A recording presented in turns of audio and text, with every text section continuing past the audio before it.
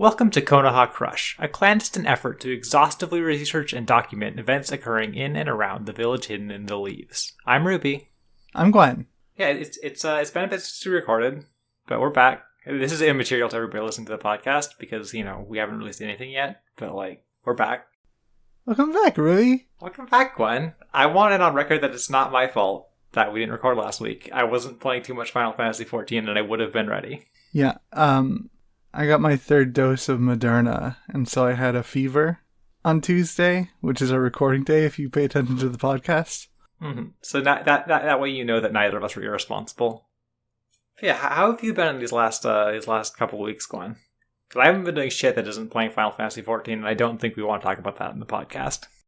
Yeah, I've just been fucking busy. You've been busy? It's like do you want to like what you've been busy about on the podcast or no? Yeah, I don't see why not. I've been busy with the podcast. Ah, shit. I feel like I got really left you high and dry on this one. It's okay. I took on this workload knowing what I was getting myself into, and a lot of it is very front-loaded, so I'm good now. You're good now. It's all easy from here on out. Yeah, it's all easy from here on out, except for when I have to edit the podcast still, because that sucks to do. But other than that, all easy. All easy. But it sounds like maybe neither of us watched any anime that wasn't 3 episodes of Naruto. Or at least not any anime we want to talk about. Yeah, I've watched the episodes of the stuff that I'm keeping up with. Oh yeah, same. Nothing we haven't mentioned, right? And it's not like I have a take on this thing I've been watching that I feel like I want to say, right? It's just So yeah, there's maybe just not a lot going on in this first segment then. Do we want to just get into it? Yeah, that sounds good. I guess that's my job. It's both of our jobs, but you have to read just the summaries you're up. Episode 10, The Forest of Chakra. Kakashi wakes up back at Tazuna's place after going so hard with his Sharingan his whole body stopped working. And now that he's had the opportunity to think about it for 30 seconds uninterrupted, he comes to the conclusion that Zabuza is actually super not dead. Meanwhile, Haku is waking Zabuza up from not being dead, and it turns out they're pals.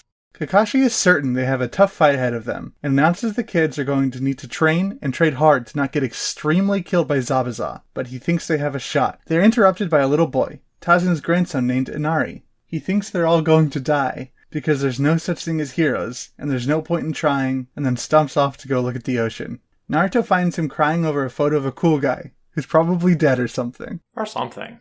It happens to any of us if we get too cool, which is why we're making a Naruto podcast. Well, I'm glad to be insured. So the first thing I want to talk about with this stretch of this episode is I think there's some interesting things to dig into when Kakashi is talking more about what the deal is with the tracker ninja and what their role is. We know obviously that they go around, they dispose of the bodies, but I think it's interesting the way Kakashi talks about if enemy ninja find you when you're dead, they're just gonna chop you up and find out whatever they can. So we just got to get rid of everything, and I think that sounds pretty evocative. But it's also kind of interesting to me the way he brings up, he brings up in his specific case, they would need to dispose of his body so that enemies couldn't discover the secrets of the Sharingan. And it made me think a little bit about abilities like that are tied to bloodlines or whatever, and how much being part of a village could be sort of a bit of insurance for a bloodline or a family who's hey, I don't want to get chopped up for research when I die. I want this tiny amount of dignity of just getting my shit disposed of. I think it's definitely an interesting wrinkle into the social structure of these villages and why you get the specific clans that are in a village that are so long standing and so significant as a part of it, because seems like a pretty beneficial arrangement to have if you want there to be any semblance of respect for you after you're dead. Yeah, I think that's definitely an interesting fold to it. I do have a little bit of a problem with Kakashi's idea of how a real tracker ninja would have sort of handled that situation. You would have just started chopping into him there, getting rid of everything, or? Yeah. The goal of the tracker ninja is to keep that stuff away from other ninja villages. Yeah, presumably you would at the very least not do it in front of an enemy. Right. So it makes sense for them to be yeah, I'm going to grab this body, disappear, and then do it where I land. Yeah. Right? Mm-hmm. It's just funny that that's the thing that, like, tipped Kakashi off. And that he was right. Usually when people are getting rid of body, they just cast fire spell right there and just get rid of everything. If there's things I was thinking about with the Tracker Ninja is that I'm thinking about when the whole Uchiha clan died. Think about how much it must, like how bad of a day it is for those guys. Where it's just like, oh, we gotta get rid of all of these guys. Like all these people don't have a showering gun. We gotta get rid of all of these guys. Just a bad day. Well, they died inside the village, so I don't think it would have been like that urgent a thing. Yeah, but it's still like a pain in the ass, I bet. Also, the Uchiha clan, and I guess Kakashi by extension, even though, you know, the thing about them also that makes it really worthwhile that Tracker Ninja are a thing is, like, you could just take Sharingan from a corpse if you wanted to. Like, transplanting eyes just works, apparently.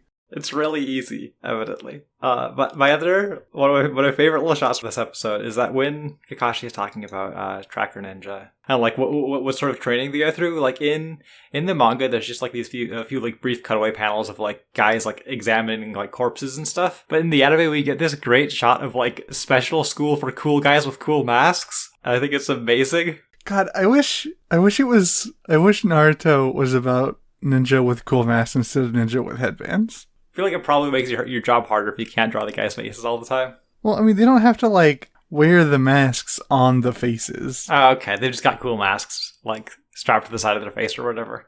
Yeah. Or, like, you know, as, like, a shoulder pad or a belt buckle or whatever. They put on their cool mask when it's time for serious business. And we get Gundam cockpit cutaways of the guys' faces behind the masks or whatever. We get a fucking Iron Man Avengers fucking... Naruto's got a quip to say behind this cool mask. So that happened. I feel like we've stopped making Naruto, like, having good ideas about Naruto, like, what would be cool at this point. Well, I mean, maybe you have. That was yours.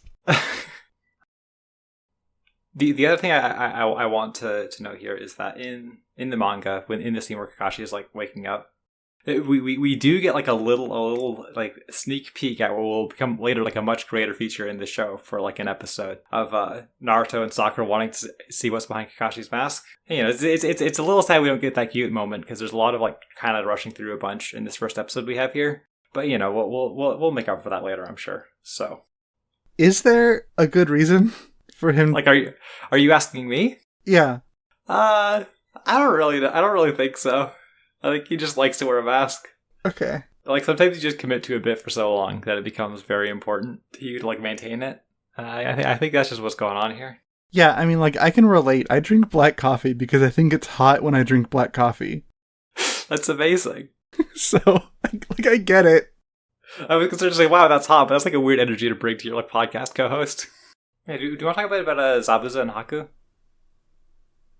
I've always wanted to talk about Zabuza and Haku. This is great. This is like a great episode for you. Yeah, I mean, so we get this our first scene of them actually interacting as like not part of like a show for anybody else. And I'm curious of what your read on this is initially. It's really hard to tell because Zabuza is in a very high stress situation right now. Mm-hmm. And so I think he is a little bit not chill. Yeah. I know I was the bitch that was like, Zabuza like weirdly good with kids. Mm-hmm. And you don't really get that in this scene. I mean, like, beyond just like, yeah, I guess I can rely on you. You know, you're so cool and naive.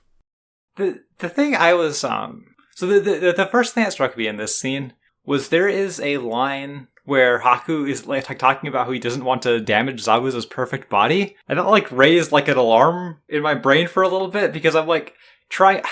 Because obviously there's kind of something going on with like Haku's presentation and like I don't know what Masashi Kishimoto thinks he's doing there, but there is definitely a moment of like getting to that line and wondering if there was like a weird like illicit unfortunate relationship being implied here in this arc that I didn't remember. Yeah. And I don't think that's the case ultimately, although I think it might be possible that we are supposed to like infer that Haku is on some level attracted to Zabuza, even if that's not reciprocated. I don't know. It was like a weird moment to me. It kind of like threw me for a loop. When that line happened, I read it a lot more sarcastically. Okay. I read it a lot more of as like Haku kind of poking fun at Zabuza for being like so like particular about like the way that he like knocked him out or whatever. Yeah. That is possible, and that is like less concerning than my initial thought. But also, I know that Masashi Kishimoto is not above having some kind of concerning gay coding on some characters in his work. So no, I mean like Haku straight up wears a choker later, so like we'll get there. We'll get there.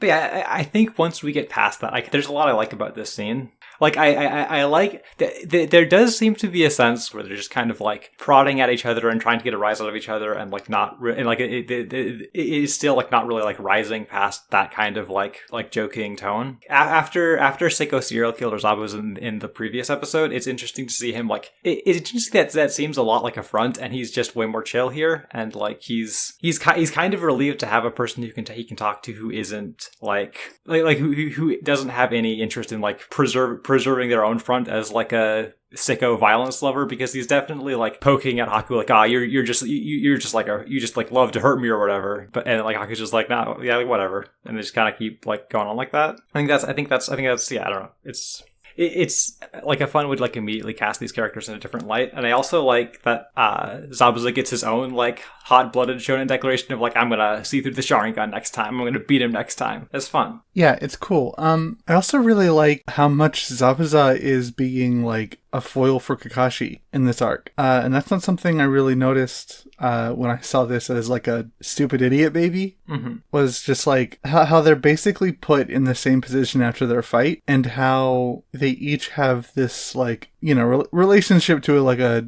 younger like protege character. Mm-hmm. Right? And like even like design elements like the fucking face covering. We joked about how a nicer Zabuza is just a sword Kakashi, but like a nicer Zabuza is just a sword Kakashi. Mm-hmm. Like even down to like the pacing of this like whole little like leg of this arc is like the downtime from Zabuza and Kakashi recovering at the same time, and then when they're better they clash again, right? Like. Yeah, there's actually like some structural differences in the anime. I like even reduce this a little bit from how it is in the manga, but there's definitely like a very deliberate parallel being drawn. Can we talk about this fucking kid? The asshole kid?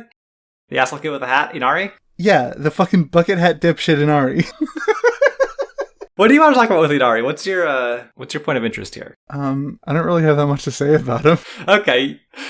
I do think it's very funny because like in this scene right before he appears, Kakashi is like looking at his students and he's looking at Naruto and he's like, this kid, he's got great potential. Maybe he's going to be something amazing. And then the kid comes in and he's like, heroes are bullshit. Nobody can ever achieve anything. Nobody can ever do anything good. And it's like, it is the most transparent like setup for like, here is the like sort of personal obstacle Naruto needs to overcome in winning over this kid. Yeah. It's pretty funny how blatant it is, but like, but being like blatant about the fucking narrative intentions of a character doesn't necessarily make it not engaging. Yeah, I think I often think about with Inari is like there is like I don't know how like common of like a specific thing in like all of shonen manga it is to have like a specific arc where like a kid in a hat is like the thing you're trying to do is bullshit to the shonen protagonist. Like every time I've revisited this part of Naruto since like 2014 or whatever, I'm always thinking about how Hiroaka also has like an asshole hat kid who's like being a hero is bullshit. Yeah,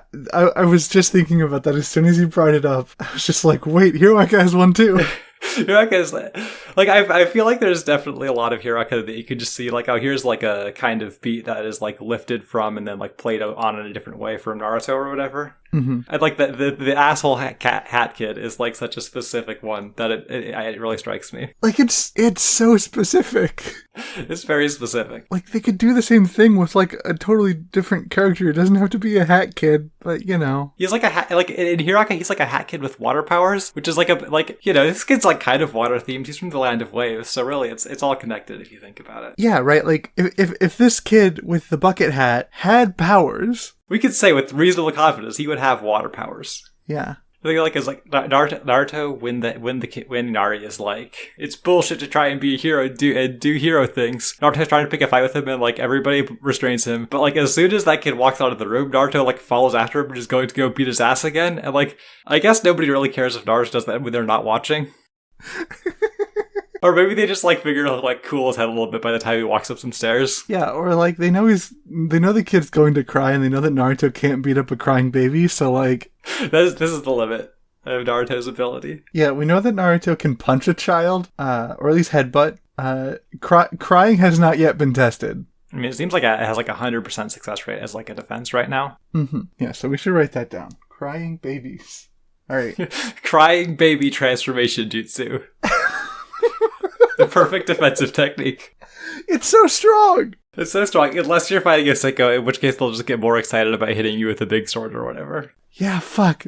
It's kind of like, it's like part of some kind of rock, paper, scissors. You know? Like Shonen Hero can't beat Crying Baby. Crying Baby can't beat Sicko.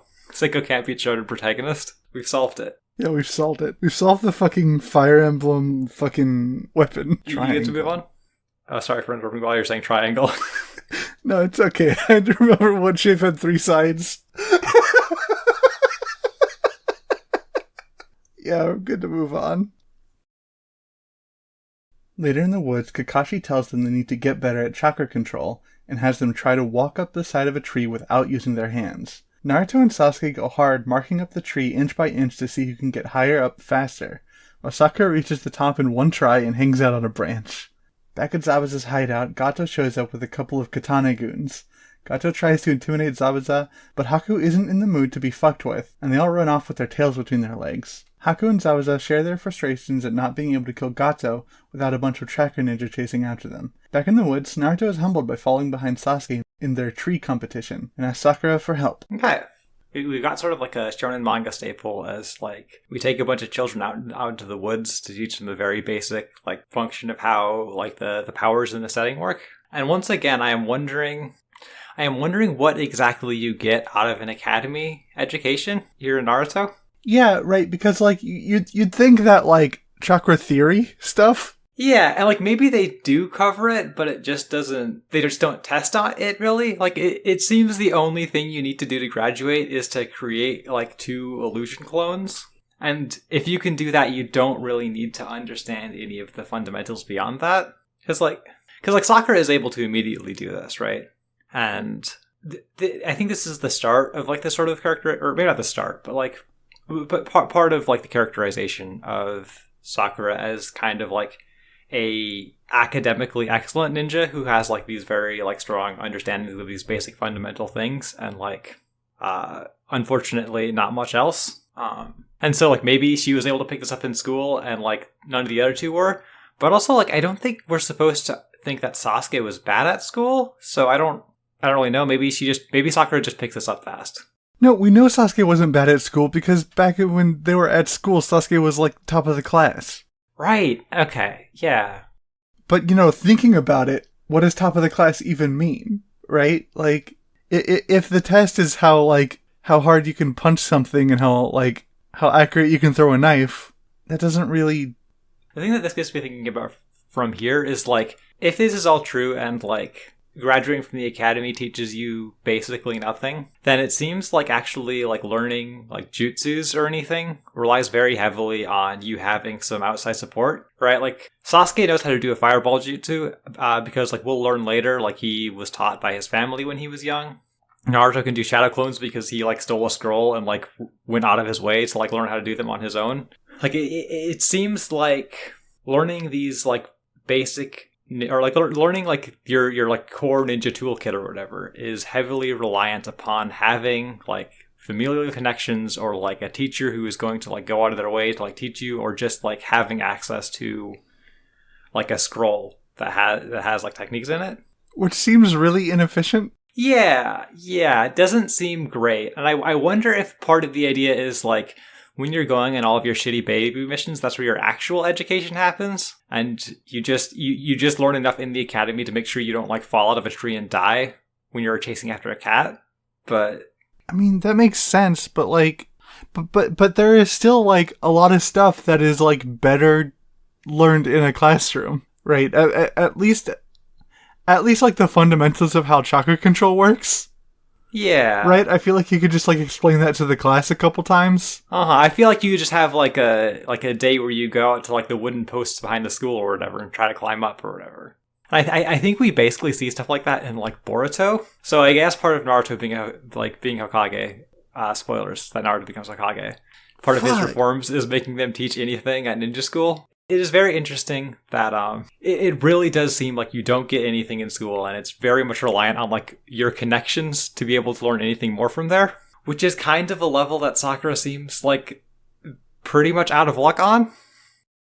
Yeah, right. And like I guess if you want to give the situation like as much credit as possible, I can see a world where it is implied or just the case that it is the like Jonin sensei or I guess leader or whatever you want to call them of the squad. Like half of their job is networking with the other ninja around the village to figure out like, okay, like who can actually teach this kid what this kid needs to know as far as like specialized techniques.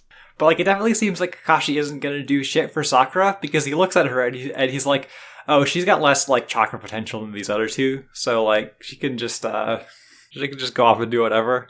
Yeah, she'll just be the doctor or like a florist or something when these two are cool guys. You know, girl stuff. Girl stuff. No, it is definitely kind of because in my memory of this stuff, something I always thought was like, you know, it's kind of weird that Kakashi, the guy who has like 1,000 jutsus mastered, doesn't go to Sakura and be like, hey, while these boys are learning the basics, I'm going to teach you something cool. And then that would be like a motivator for you know, the two who don't get to learn like special cool jutsu from the copy ninja Kakashi. Oh my god, right. Like that would be a cool thing, but no, Kakashi just like basically gives up on her instantly. He's like, she's good at this, but she's not gonna amount to anything. So like, I'm just done on that front. Which is, it's such a weird thing because like it changes how Naruto is positioned so quickly in this group dynamic. Because even though Naruto is kind of the comedy dumb guy a lot of the time, he's still a person that like has people invested in his growth in a way that Sakura doesn't. And it puts Sakura on the back foot in this group that like I don't think the show is ever going to reckon with. No, we know it doesn't because she just marries Sasuke and then becomes a stay-at-home mom. Yeah. So it was just kind of fascinating to see how much she basically didn't have a chance from moment one. Yeah, it's fucked up. Not to like there is stuff I like about this scene though. Like I don't want to be a complete downer. I do like there's the bit where like Sakura is like explaining chakra to the audience, and then like it is sort of like a comedy dumb guy moment for Naruto to be like, I don't get this, but there's also like a sense of like he kind of knows that like he knows how he learns, and he knows that he's not going to like start to understand something by just getting the same explanation he's already heard repeated to him. And I like that as like a little moment of self-awareness for him, even if it is also like a sort of a joke at his expense. Yeah, he uses the wrong word for chakra again. Yeah, he has a really hard time with that one. He should learn what the word is, I think. That'll help him a lot with his Google searches for helping, because I'm not going anywhere with this. I'm sorry. Okay, so I was appalled. Yeah. That you in your descriptions of this episode, you would just call them Katana Goons and not by their names. Zori and Waraji, everybody's favorite characters. I'm sorry, they have names? They have names. These guys are gonna come back. I don't think their names were ever said in episode. I don't know that they were. I don't remember where their names come from, but I did remember seeing them and be like, oh shit, it's Zori and Waraji. Because this is the information that lives in my brain forever. Okay. Well, what are they like? I don't know. They're like Gato's goons. They're like mean anime goon guys. What weapons do they have? They have swords. They've got katanas. They're katana goons. Okay. The other thing that like I think these guys actually like look pretty striking. Yeah, they're a great henchman design. Yeah, which I mean, we dunked on Mizuki a lot back in the first episode, but it is funny how these like nobody goons are just so much more immediately like recognizable and like defined visually than that guy. Who? But you're not gonna forget Zori and Waraji, right? Which one's which? Shit. I think Zori is the one with white hair. Mm-hmm. I could be wrong. That makes sense. Having a Xenia name is a very white hair guy thing. Like Mizuki. We've solved we're cracking so many codes on this episode. I also like the stuff with Zabuza and Haku here more. Like I like once the Katana goons vacate the room, Zabu be like, hey, you didn't need to threaten them. I have a knife. It's cool. And I would be like, yeah, well, they like annoyed me. So like I just like, I'm so relieved that Zabuza is normal after him putting on his like big serial killer display in the previous episodes. Yeah, like he's just a guy. Like he's still a little bit aggressive. Like he's still a murderer. Yeah, but he's like a guy. Yeah, but he is just like a guy. He only does the serial killer scary horseshit to scare children. And who can fucking blame him? I mean, I guess all of us can. Children are really funny to scare, so like it makes sense. It does make sense. Yeah, I think that about does it for me on this episode. I had my big talks about things I wanted to talk about. Nice. Episode 11. The Land Where a Hero Once Lived. Sakura is on bridge builder guard duty while the boys are still off training. Tazuna is approached by a worker wanting to quit on account of the murder that's going to happen. Tazuna tells everyone that the future of the whole country hinges on the completion of this bridge and gives everyone the rest of the day off. They stop for groceries on the way home, and Sakura is confronted by the poverty this bridge project is supposed to help. In the woods, Naruto is making good progress, and Sasuke, not wanting to get surpassed, asks Naruto what tips Sakura gave him. Naruto doesn't say. I gotta talk about this bridge. Yeah, so like obviously within the like stakes of the arc, the bridge is like the thing that will allow them to, get some control back from Gato of their home or whatever, and give them hope. I can accept that as the stakes of this arc. However, I'm watching these episodes, and I'm watching them like closely because that's what I'm doing here. And I have some questions about what the bridge is supposed to do for these people exactly, and like who it's actually helping. I imagine the idea is that if they are connected to the mainland via bridge, then they don't have to rely on boats, i.e. Gato, to move stuff like food and salt back and forth. And right, and this part's fine. Sure, I buy it. But like, and that is like basically how it's framed in the subs for the anime. But like in like the manga, and like I also like checked out the dub version of this line. Like Tazuna keeps talking about like bringing wealth to the people. It's like the land of bringing wealth back to the land of the waves. I guess I'm a little skeptical about the idea of just getting money back into like the right people's hands fixing everything. And I'm starting to wonder who those right people are. Right. Like, because sorry. Go on.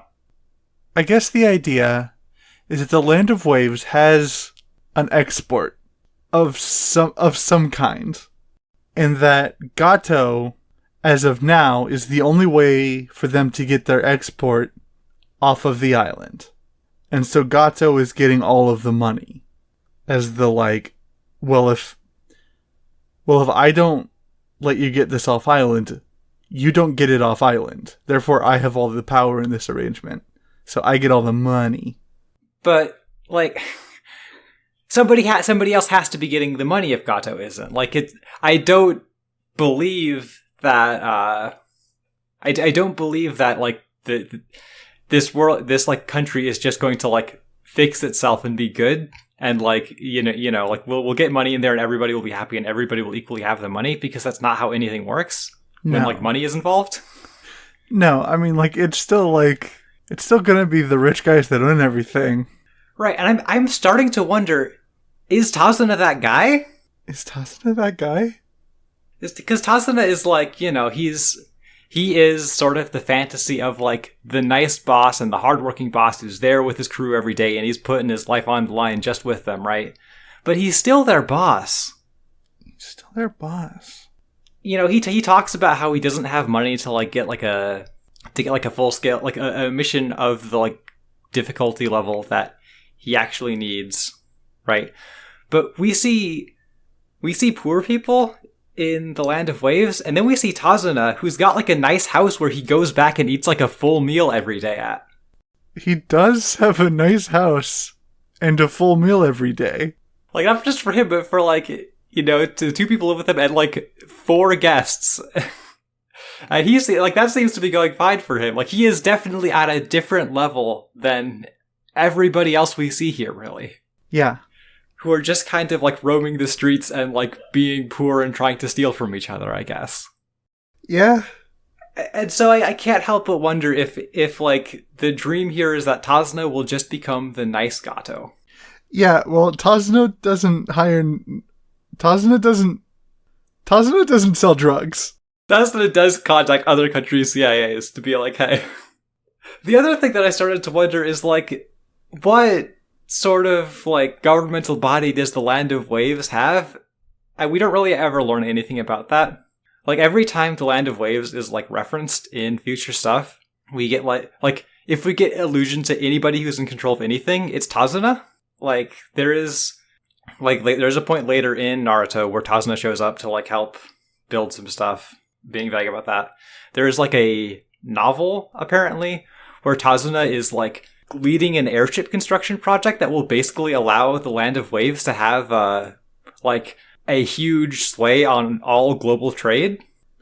Oh no. Yeah. And there is an arc in Boruto where in the background we get a reference to like the Land of Water being anxious about the Land of Waves growing like financial influence. Oh god. So Tazuna might just be nice Gato. That's really funny. It's pretty funny. I mean, all these gears were turning in my head during this. Sorry, go on. Also, can we talk about how, like, bad Gato is at this whole, like, bridge sabotage thing? Yeah. Like, let them waste all of the resources building the bridge and then just fucking blow it up when it's done. Yeah, like, you could hire ninjas who could probably blow shit up, I bet. I bet Zabuza you could just, like, have Zabuza be like, hey, do a big wave and, like, crush that bridge once it's finished. Well, I mean, we haven't seen it so much yet, but one of the, like, main ninja equipment is a piece of paper that fucking explodes. Yeah. So, it can't be that hard to blow up a bridge. Mm-hmm. Also, when we saw the bridge being built, did you notice that it was, like, really close to being done? Yeah. Also, I don't think that's how bridges are built.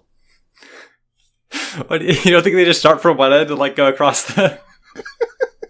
No, I think, like... Well, he can't get over there, so he has to.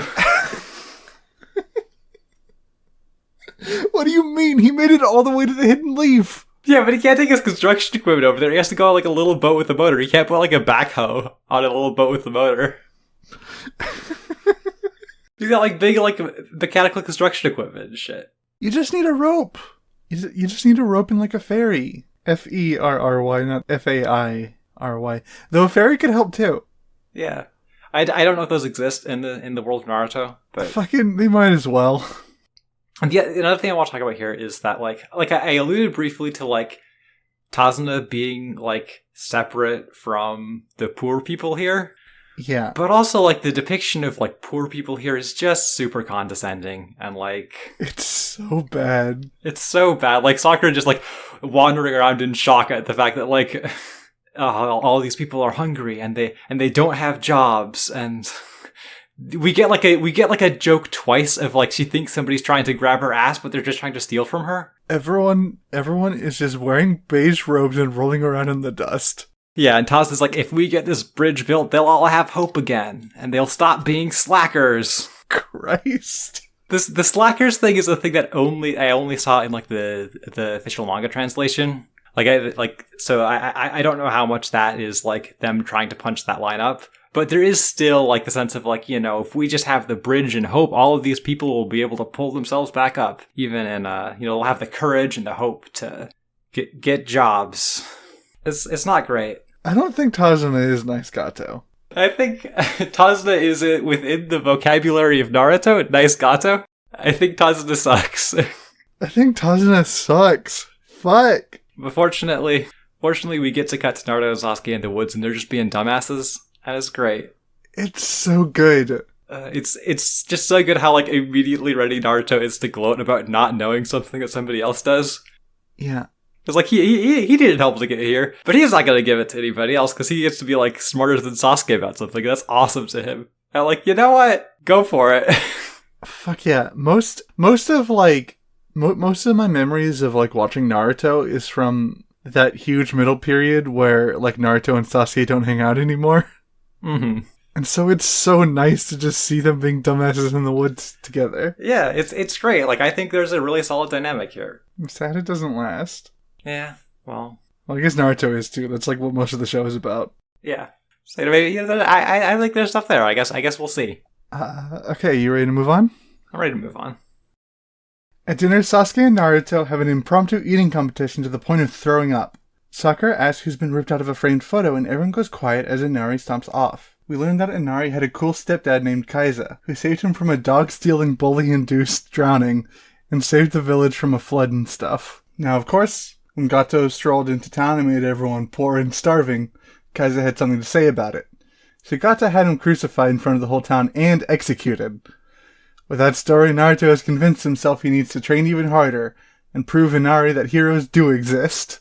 A thing I like here is, I mean, this is me doing a little bit of a stretch for the show, I think, but I do like how we sort of get, like, some level of, like, the tension that Sakura has between trying to be, like, a nice and polite girl and her kind of, like, rowdy, rude inner Sakura part where she, like, is trying to be polite about it, but she, like, immediately wanders into the most obvious conversational minefield in the world. Yeah. And I also like when Naruto starts hearing about, like how Inari had like a guy who was basically like his dad, but not his real dad because his real dad was dead. Naruto's like immediately at high alert. He's like, "Oh shit! You can get a new dad if your dad dies. You can do that. You can just get more dads." He's like, fuck! I could have been having dads this whole time." Yeah, do you have anything else you want to talk about before we get into like the flashback proper? I do want to say I'm really proud of the phrase dog stealing bully induced drowning. Yeah, hey, what's up? What's up with these good old days in the land of waves before Taza showed up where the kids are trying to murder each other over dogs? Well, you know, I guess it probably makes sense that it's like weird for a kid in the land of waves to not know how to swim. Yeah, I guess so. Like, I don't think that boy like tried to drown. No, but he's like, okay, well, I guess gonna drown. We're just gonna take his dog. Yeah, because, like, what do you do? Save him? I guess it's just like, shit, I myself a dog. I don't want to think about this kid that's dying in front of me too much. Maybe these kids are normal. Quote unquote. Also, it's really funny that the dog just starts swimming away as soon as, Yeah, I love that there's like a cut back to the present where Taza's like, oh, by the way, the dog didn't die. Just in case you're worried about that, the dog was fine. Yeah. Yeah, so Nari gets rescued by Kaiza, and Kaiza immediately has, like, the worst, like, if I was a child who had just almost drowned, I would start crying and not stop if somebody's like, yeah, I mean, it's kind of a bummer that you don't have your dog anymore, but you kind of betrayed your dog, so, like... Yeah, what the fuck was they supposed to do? He was being held in place with the dog got thrown into the water. Yeah, if he did jump in the water after the dog, then he would have been in the water and thus drowning for longer, and so Kaiza wouldn't have saved him on time, and so Kaiza never would have gotten a new son. How do you feel about like Kaiza in this flashback? He is really funny. He is extremely the cool dad that died. So bad he is the cool dad that died. We don't have any time for anything else than him being the cool dad that died. He's got like a kind of half-baked motivational speech. He saves the day, he dies. He's got that cool little like rope headband, so that we know that he fishes. Yeah. Which, by the way, that's cool dad stuff. To fish? Yeah. Alright. I'll take your word for it. Everyone knows that cool dads have to fish. Cool dads do have to fish. It's just the case. I'm on board now, you've convinced me. The other thing in this flashback is that we see that Gato can kill whoever he wants with no consequences. Yeah, and crucify them. And crucify them, which is where I start to wonder if a bridge is enough, because the guy can kill whoever he wants. Well, he has ninja. Uh-huh. So yeah, he can kill whoever he wants. Now that I'm thinking about it, I think in Naruto just anybody can kill whoever they want, as long as it's like a fight and not murder. I think this is murder probably, but like, there doesn't seem to be any sort of like, I don't know, like, any sort of societal thing that could be like, hey, you murdered that guy to Gato. Like, he seems like he's pretty much in charge here. Well, he is. Yeah, like he seems like there's nobody else who even has like the Yeah, there's not like a mayor standing off to the side like, well, who's like, geez. Like usually you're not supposed to do that, but now you're giving me money or anything like that. Like it's just like this is just Gato's like corporate fiefdom. Yeah. Which I guess is a thing you can do when, like, there's ninjas. Yeah. But, like, again, I just feel like if you are in the corporate fiefdom of the guy who can kill whoever he wants, there's only so much having a bridge can do. Like, maybe he just goes, that's my bridge now, and I also, like, control trade over the bridge. Like, because he can kill whoever he wants. Yeah, but...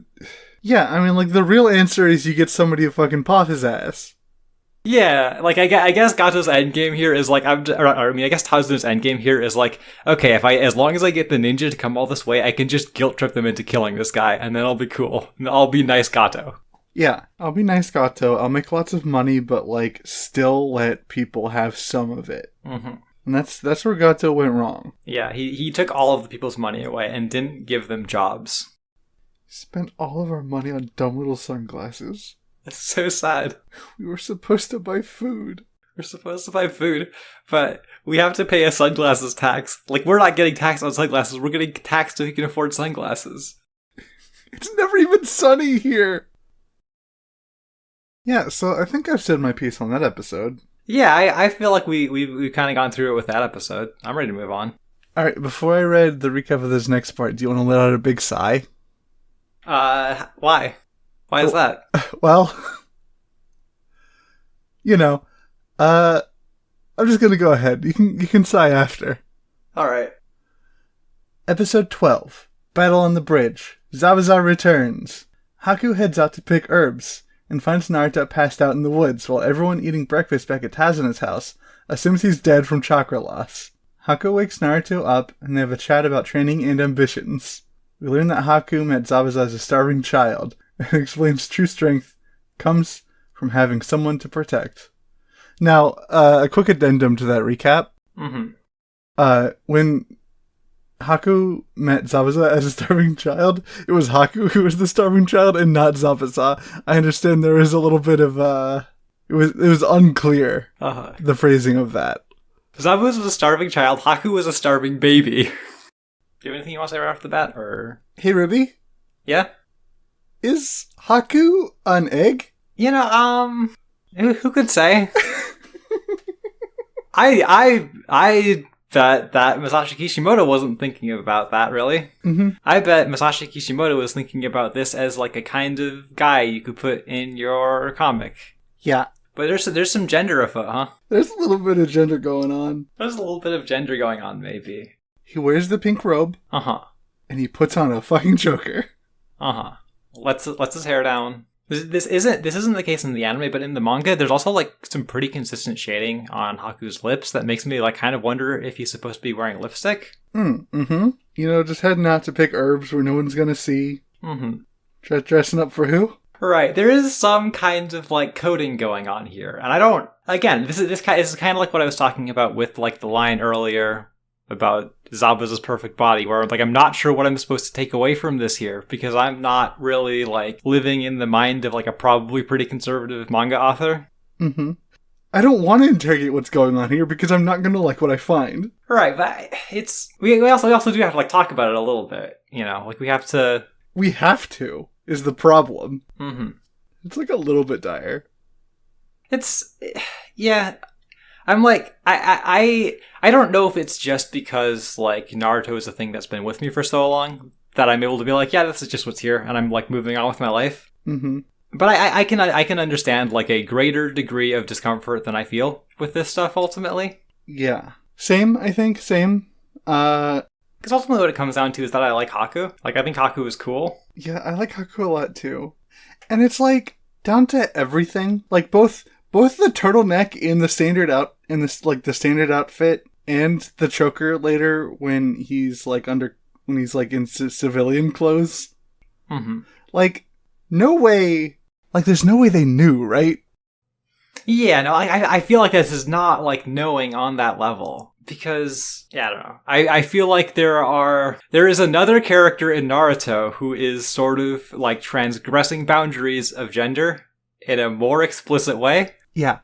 That I feel like is portrayed in a harsher light generally. Right. Where it, I don't know, like, it's hard to know what to make of this. Well, I mean, I think the answer is that it's like literally nothing. Yeah, like maybe the answer is just like here's like a striking type of character, you know. Here's the really like girly feminine boy, you know, that people that's like a character that people remember when they're like a villain in an arc.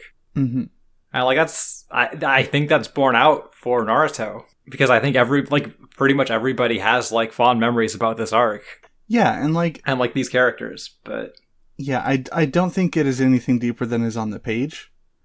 Mm-hmm. And I think it is largely coincidental that other more subtler aspects sort of line up in the way that they do. Mm-hmm. Because it's like there's no way they knew, right? Yeah, no, I don't believe that. Like, I don't believe that.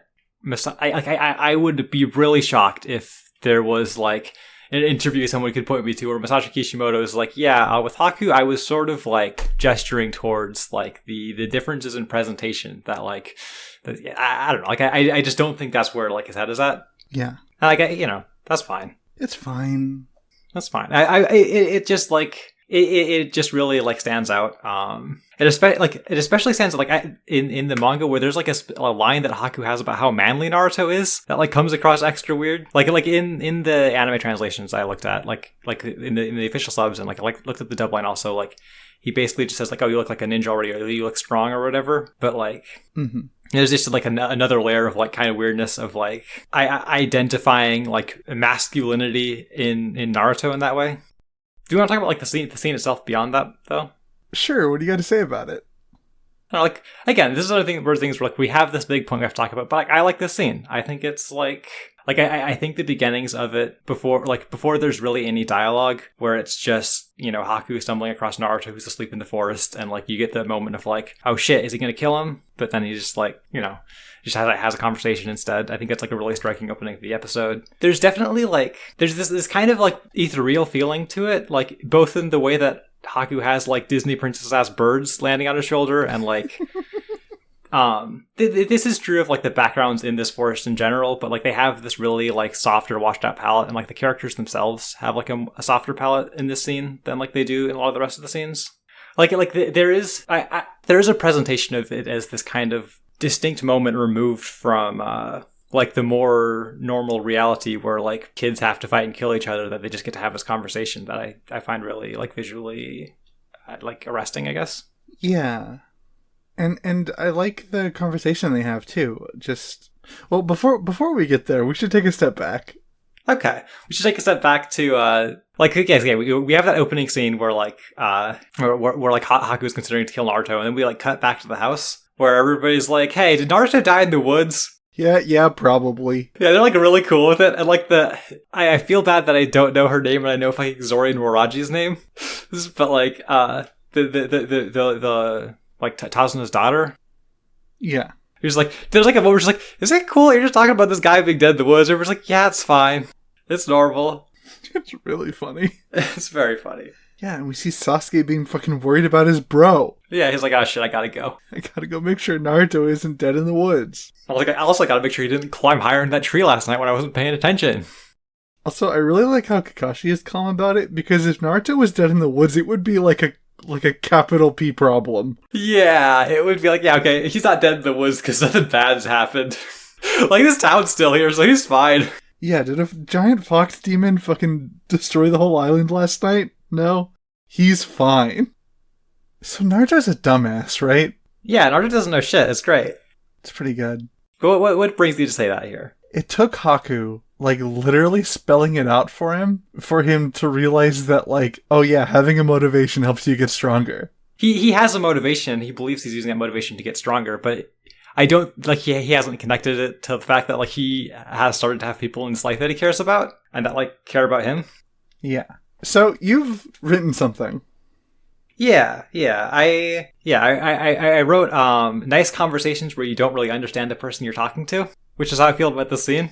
Yeah. Like, I feel like I feel like Naruto is often, like, at this stage of the story, he's like a very, like, how do I want to talk about this? Like, I feel like Naruto is a character at this point who is often very, like, inwardly focused. And so a lot of the times his conversations with other characters wind up being about, like, kind of what he gets out of it, like, what kind of, I don't know, like, so I think he is able to, like, take away from this conversation with Haku, like, oh, you know, yeah, I have people I care about, and that makes me strong, but I don't think he really understands, like, what it is to have that kind of, like, serious commitment to a person that Haku has in a real level. Yeah, like in a way that, like, it doesn't even register to Naruto that Haku was talking about himself. Yeah, for sure. Like that is a really good point. Like Naruto is just, you know, he sees Haku and is like, oh, this is just like a girl picking herbs for, like, normal reasons, and it's like, and has no real suspicion of there being anything more going on here. But it's also like, yeah, like there's definitely a sense where Naruto has, like, completely avoided understanding the extent to which this person he's talking to, like, is able to, like, give him this insight because he has that understanding about himself, right? Like, because I think there is a very, like, a very clear running thread through all of Naruto that is Naruto runs into somebody who has, like, a similar, like, situation or past to himself, and, like, is able to connect to them here, and, like, it's just like he doesn't have that moment of recognition here, right? Yeah, there's literally 2 of them in this episode, 3 if you count Sasuke. Like he has, like, a little montage where he's thinking about, like, various people who protect other people. Like, he thinks about Kakashi protecting him. He thinks about Irika protecting him. He thinks about, like, he thinks about Kaiser protecting Tazuna, or Kaiser protecting Inari. Sorry, because, like, that's, like, something that's been explained to him, but he doesn't extend that possibility of understanding out to something he doesn't, like, out beyond that point, like, beyond what he's been explicitly told. So he doesn't know how to, like, really look for, like, other people who are hurting, even though that is something that would probably be very good for him. And also, like, you know, it would probably be good for Haku if Haku was able to get some understanding in the scene that he doesn't really. Yeah. Man, I like Haku so much. I hope he turns out okay. Yeah, I hope everything goes really well for Haku. There is definitely, like, a genre of Naruto fanfic that was like, what if Haku's okay after this arc? And Haku's just fine, and Haku meets Mayosi and they're friends. I heard you say Mayosi and I thought it was a name. No. I was like, who the fuck's Mayosi? That's Zori and Waraji's adopted son. They're gay. Woohoo! Yeah, representation. Win. You're Naruto. Haku meets another trans girl and they become girlfriends. Hey, you can write one of these fics if you want. Like, nothing's stopping you. I feel like it would be a conflict of interest. I can't. I don't think I'd be allowed to do this podcast anymore. Okay. I would let you, but, you know, if your personal code of integrity wouldn't allow it, then, you know, I'd prefer you to keep doing the podcast with me. Naruto and Sasuke finish up their tree climbing, and Kakashi tells them they'll be ready for guard duty in the morning. Inari and Naruto have an argument over dinner that ends with them both stomping off. Kakashi catches up to Inari and explains how similar Naruto and his situations are. In the morning, Naruto wakes up to an empty house, and Inari's mother informs him that he was left behind on purpose to give him extra time to rest. Not wanting to miss out, Naruto rushes off while Zabuza and Haku attack the bridge workers. The 2 katana goons who like to stand next to Gato show up at Tazuna's house, and the episode ends with Sasuke showing a handful of Zabuza clones how eager he is to cut Zabuza clothes. Okay, so first of all, I think it's delightful that Naruto's immediate attempt, like, a display that he's figured this thing out is to just play a prank at everybody. It's great. Yeah, it's really good. Oh, right, actually, there was one thing I had in my notes that I forgot to mention in the previous section. We're talking about Haku. Yeah? I think that's that, like, I realized about Haku's flashback is that Zabuza's still in uniform when, like, they meet each other. Yeah. I was just, like, trying to make note of that, like, place my understanding of, like, the backstory between these characters, which I assume we'll get more of. I don't remember most of this arc.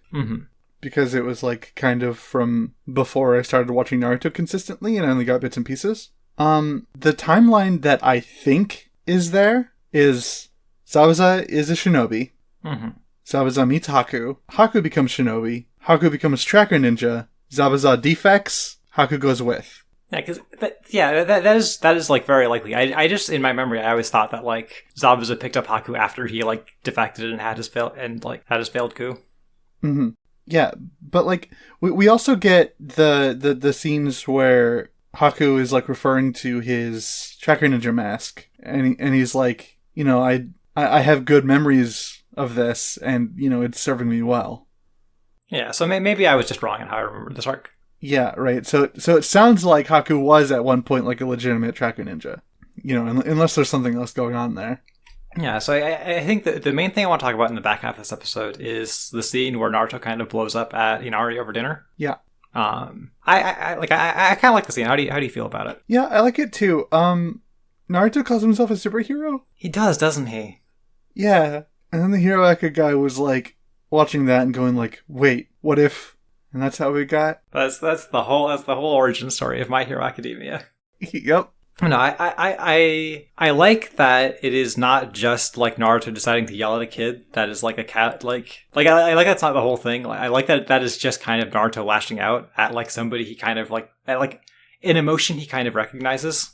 Yeah, because it does a lot for me that it takes Kakashi like approaching Inari with like actual like empathy and kindness to like make that moment into anything more than just like Naruto yelled at a kid and the kid is sad.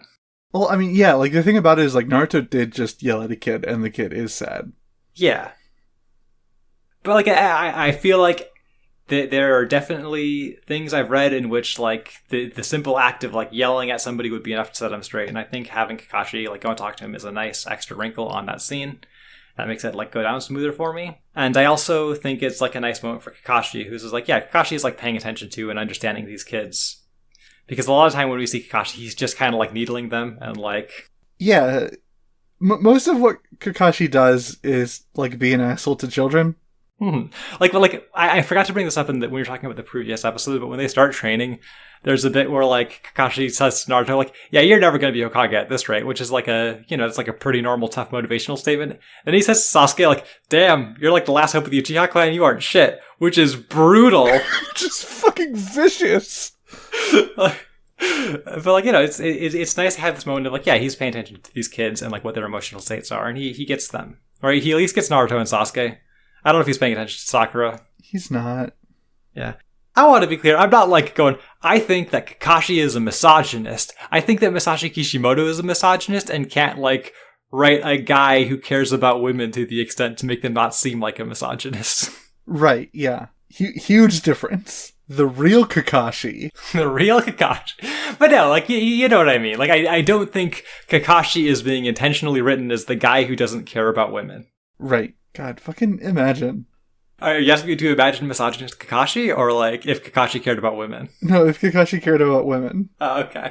It would probably be a different world. Maybe Sakura could like have an attack that she knew by now. Yeah, Sakura could be so cool. Sakura could be so cool because her whole thing is that like, you know, she doesn't have like a ton of chakra, but she's like, you know, she's really studious and she can pick up on the basics of a lot of stuff really fast, and she can like apply these like practical aspects of them like pretty well, which I feel like is a really strong position for like an underdog hero of a shonen manga, but she's just the girl one. So yeah. And then later on they could add the wrinkle where like she pitches a fit and she could punch really hard. Yeah. Like even that's something. Like imagine having that switch up at your disposal, right? Like it rules.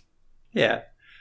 I mean, we're not breaking new ground by being like, hey, Sakura's kind of like a hugely underutilized character, but it's true. Like, there's a reason people are always saying that. Yeah. Yeah, I mean, like, I don't actually have a ton to say about the rest of the episode. Like, it's a lot of, like, setup for a big final confrontation, but is there anything you want to touch on? I did like the part where Zabuza was like right at the very, very end, where Zabuza noticed Sasuke's growth and, like, commented on it. In like a kind of supportive way. Yeah. Oh, right. That does remind me of a thing I meant to talk about. We were talking about earlier about how there's the parallel between like Kakashi and Zabuza, and like you know in the anime we do get the scene where Zabuza explodes an apple to show that he's recovered. Right. But we don't get the scene where Kakashi is doing one-fingered push-ups with Tazuna and Sakura sitting on his back to show that he's recovered. Oh, man. Which I think is maybe a little more impressive than exploding an apple, but also I've never tried to explode an apple in the palm of my hand, so I wouldn't know. I used to rip apples in half to impress people in school. Did it work? I ripped the apples in half. Okay. That's close enough. But yeah, I think I'm pretty much talked out on these episodes. I feel like, we're going to get into the actual fight next time. So, Yeah, I think I'm good on these episodes. Which ones are we watching next time?